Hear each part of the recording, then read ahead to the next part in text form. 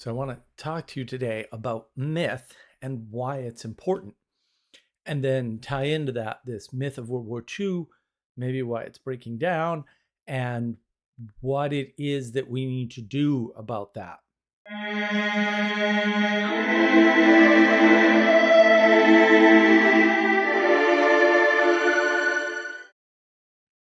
So it's worth asking, what is a myth? Where does this come from? Well, a myth originally, although the meaning changed quickly, or the definition, I should say, went from something talking about something divine to a story.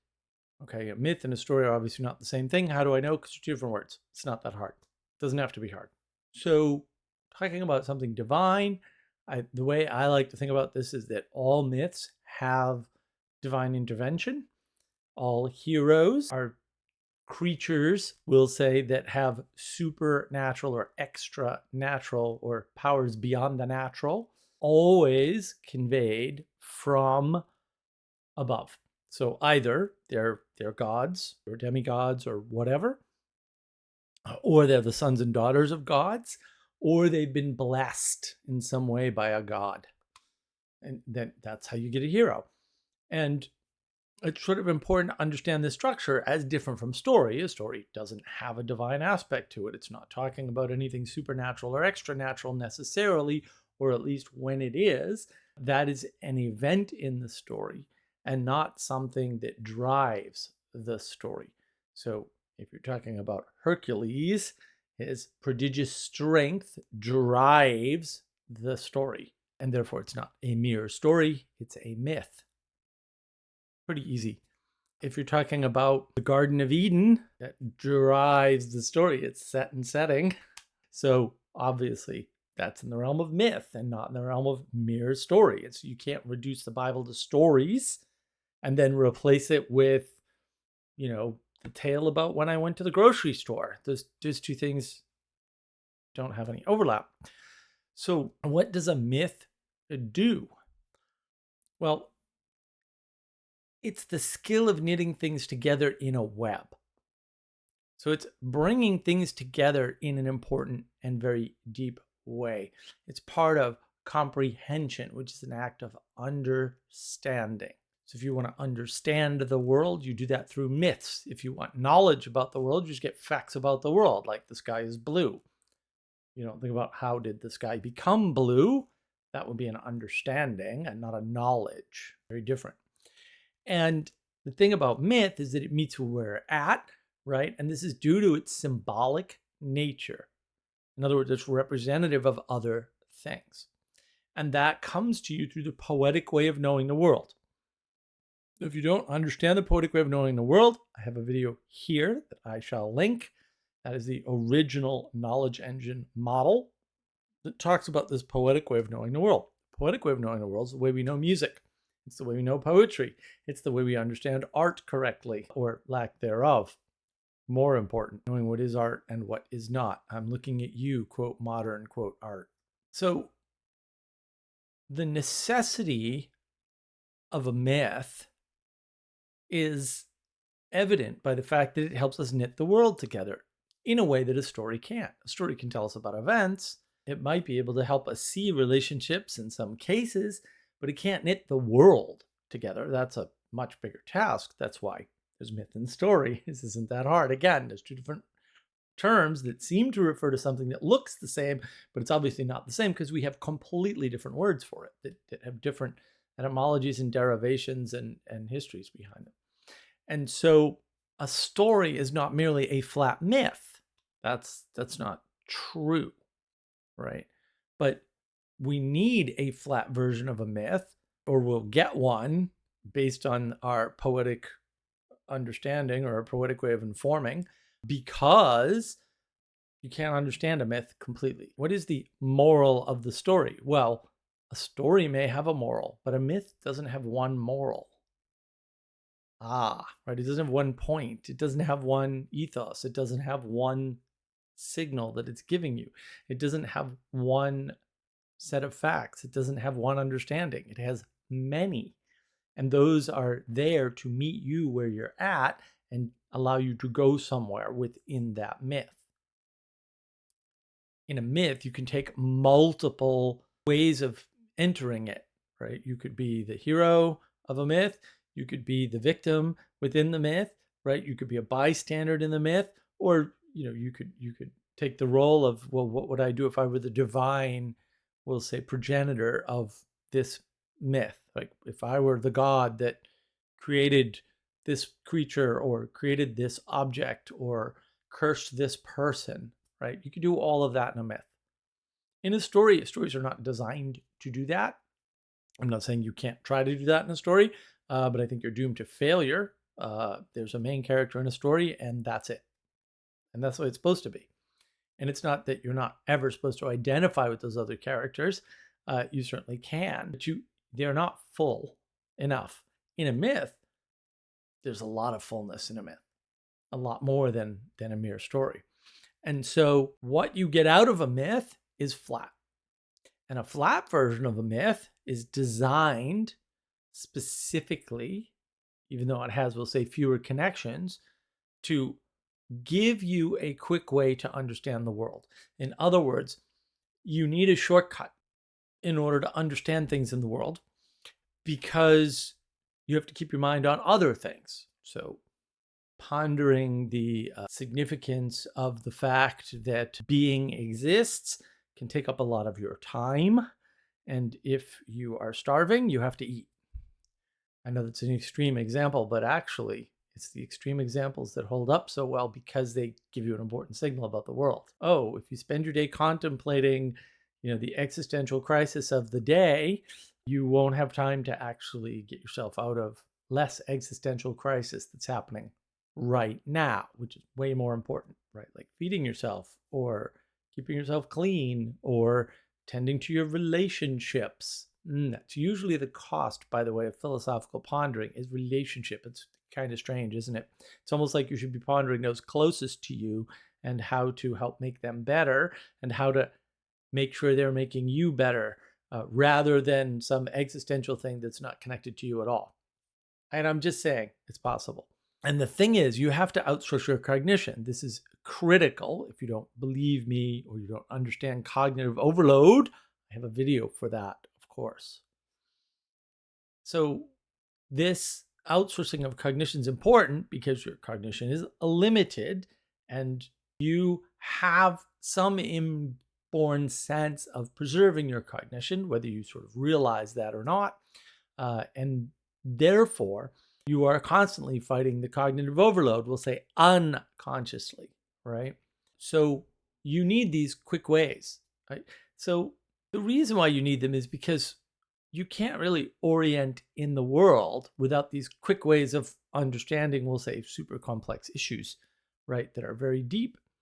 You can't orient in the world easily enough.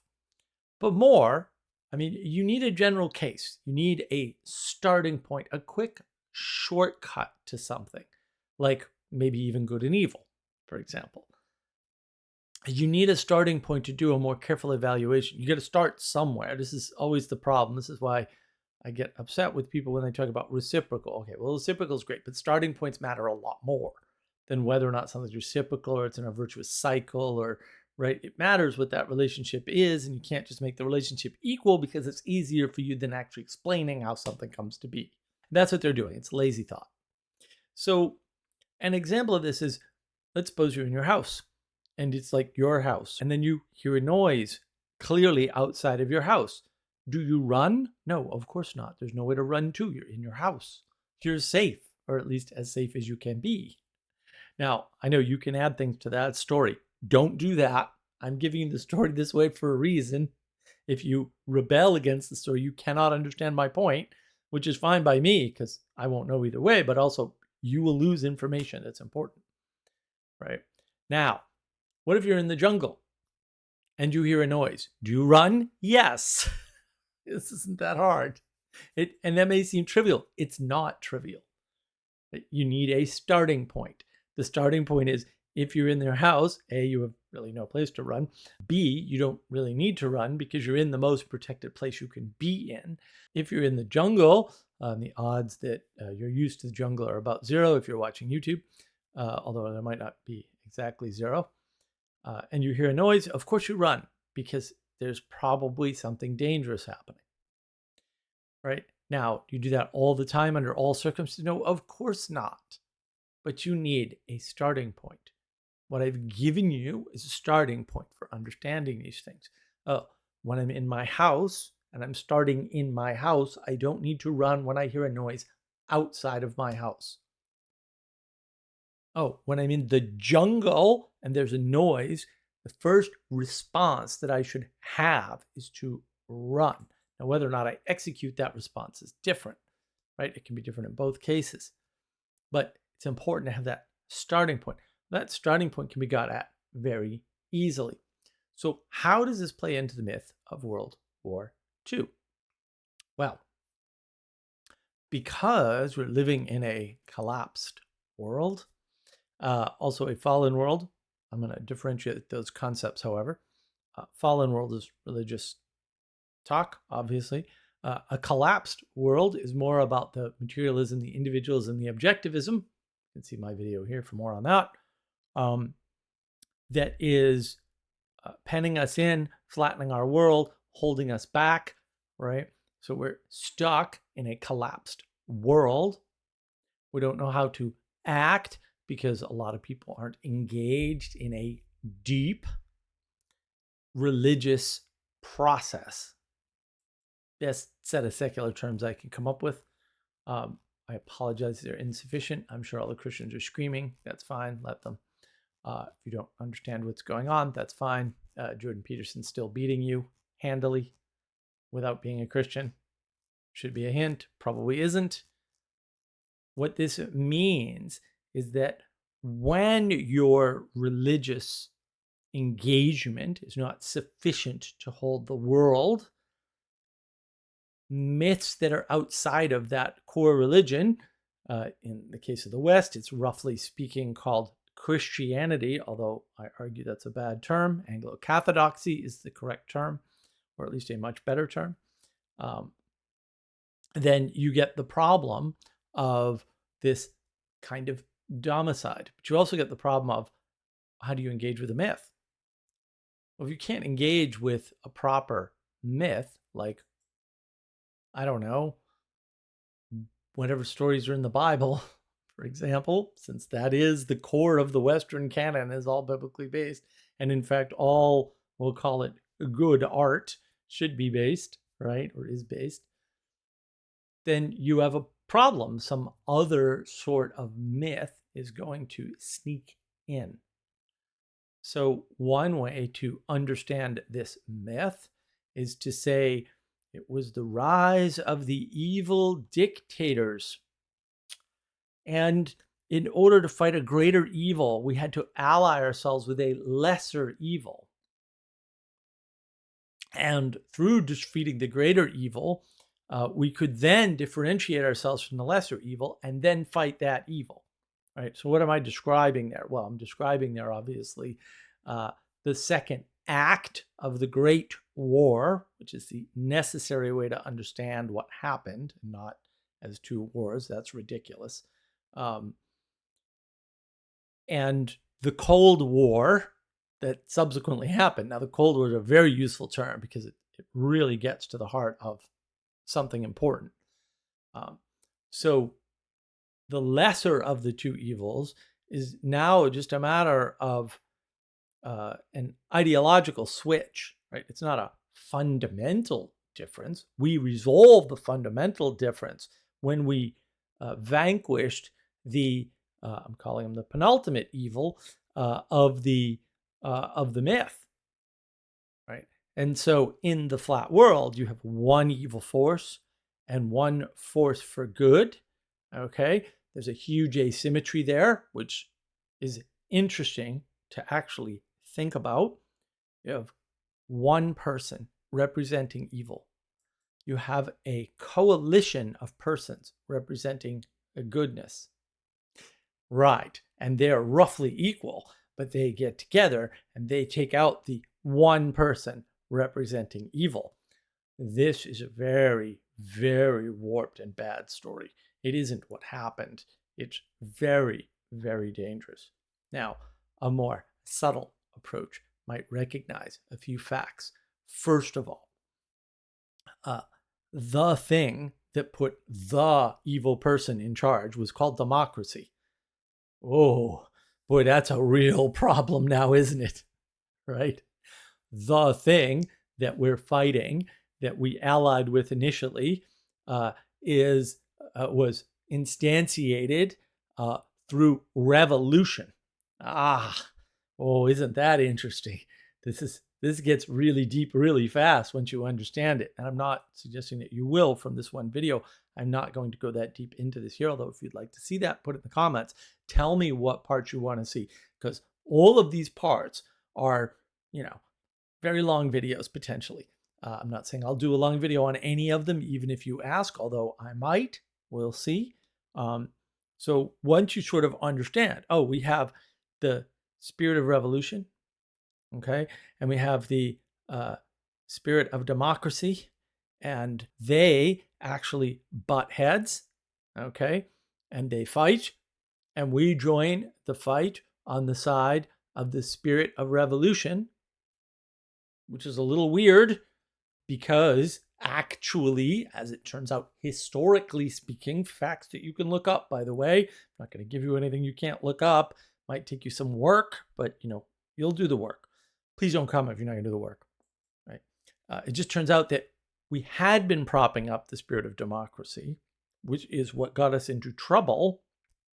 This is going to be tough stuff, right? And then we had to side with revolution in order to fix it. Oops. Right. And then the revolution, because it was our side, they were our equal, which actually was true in many materialist ways. Russia was the equal to the United States in many materialist ways. It was just a question of ideology. It's the only real difference between, we'll say, communism and capitalism. Unfortunately, capitalism is a made-up term by someone who doesn't really understand how to write, much less what words are defined as or how to manipulate them. Wrote some amazingly enchanting work, for sure, because fooled everybody into thinking he had a definition for capitalism.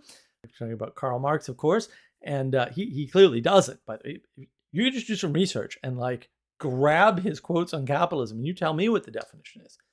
Because he's using a word 17 different ways to Sunday here. I can't make heads or tails out of his definition. Of course, I have one, but that's a different matter. So this tension is just kind of between equals. Or is it? Did, in fact, the good guys win, even? It's just a reasonable question at some point at the ideological layer. The problem is that at the layer of good and evil, the good guys stop the evil guys. The problem is that they didn't do it for the reasons that you've been told. That's the problem. Now, fundamentally, nobody knew about the camps, and no one believed in the existence of the camps initially. Right? To the point where the military, the United States military, was skeptical about the existence of something so evil. And fair enough. Who should imagine such evil being performed on the planet Earth by other humans? It's horrific to imagine that. I understand their skepticism, and so should you. Obviously, evil was happening, and evil was stopped, and that is good. However, in the ideological war, we had to side with the bad guys. We had to side with revolutionaries who are pulling a trick. See my video on that trick so that you can understand it if you don't already. What does all of this mean? This means, wow, if we just untangle the flat version of the myth of World War II, we get a mess. And this myth started to break down a long time ago. I have t-shirts that say, Star Wars is pro-Jedi propaganda. I believe I bought those in 2019. It might have been earlier than that. I don't remember. Star Wars is obviously a derivative story from the myth of World War II, and it was already being questioned back in 2019 or before. That is very interesting indeed. So you can see the collapse of myth of World War II has been going on for quite some time. Probably more than 6 years, but at least 6 years. Now, within the myth of World War II, something extremely damaging happened. Extremely damaging. I can't prove this, so I'm not going to make a claim, but it correlates with things like the rise of video games, which I have a video on here that you might be interested in seeing, and I'll try to do more on that later, which is comic books. Comic books are all flat world versions of the World War II fantasy story where, we went over to this country to fight these bad guys who were doing this horrific thing, which is not why we went over there even a little bit. Right. And then, of course, you start to dig in and you find out in the first act of the Great War, we created the problem of the Middle East. By we, I mean the United States. Very explicitly created the problem of the Middle East. And then we perpetuated that problem and perpetuated that problem and perpetuated that problem. Right? This is due to our misunderstanding of Middle Eastern culture and conflating it with Western culture. Middle Eastern culture is not Eastern culture, and it's not Western culture. You cannot use Western values, Western methods, or Western understandings within the confines of the Middle East. Might be a hint that it's called the Middle East. Apparently, no one's getting the message. So all the words have been there all along, and yet we persist in making these ridiculous and unnecessary mistakes. Why is that? Because we are operating within the flat myth of World War II and not operating within a larger, more connected, more united, mythical story that is properly enchanted. The myth of World War II is hardly enchanted at all. We know what happened. We know why it happened. We know in material terms, we can measure all of this stuff about it. It's a very sort of fact-backed, evidence-based set of justifications for our emotional outrage. Okay? It's just that all of those things are wrong. They're completely wrong. They contain an inherent contradiction. And it is the contradiction of science. I'm going to leave that there. And if you want to understand the contradiction of science that's inherent in the myth of World War II, and in fact, inherent in the Great War, then leave me a comment below, because that's a video all unto itself. So, a lot of information here. I understand that. I hope you are outsourcing at least some of your cognition to me and just kind of taking my word for this, because doing this research will take you hours and hours and hours, even with the internet. And I didn't have the internet when I did this. I went to this thing called a library, and I had to use a card catalog system using the Dewey Decimal System for storing information. Then I had to retrieve it, some of it on microfiche, and read it for myself when I was young. You should feel grateful if it only takes you a few hours to dig through some of this stuff about who knew what when. And therefore, what were you told about this? And then why were you told it? Okay.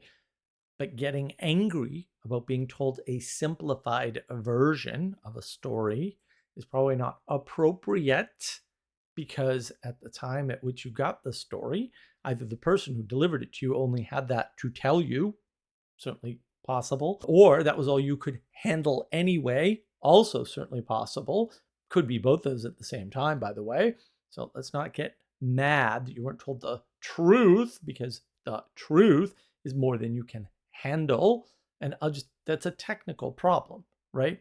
Let's say The events of the myth of World War II unfolded over, let's say, just 6 years. 6 years of the lives of that many people and all of their decisions that are wrapped up in this very rapidly changing environment, because it's, we'll say, precursor to war environment, is far more information than you can take in as a single person. It just is. And so what is the truth? And how do you sort through it? You couldn't do that. It's not technically possible for anyone to do such a thing. And so you kind of have to rely on a summary of some kind. Some summaries are going to be better than others. Maybe there are ways to identify better summaries.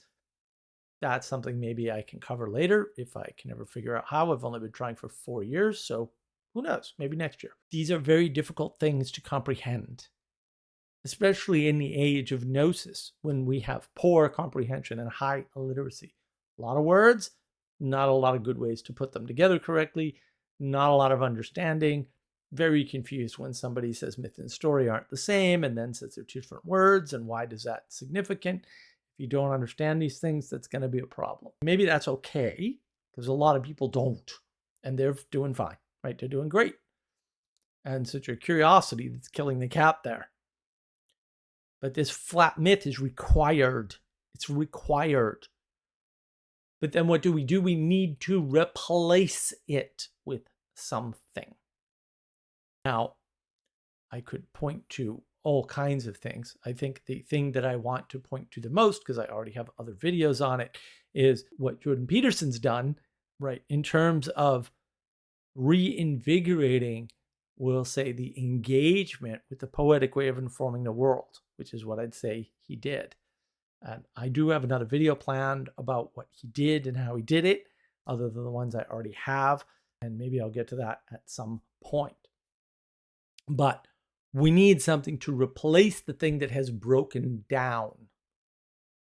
If there's no way to it, we're not going to like take a wrench and fix the myth of World War II. It was already broken when we got it. And it's somewhat amazing that it has lasted this long and served us rather well, all things considered. So the thing to do is to keep in mind that we need a new way of understanding the world.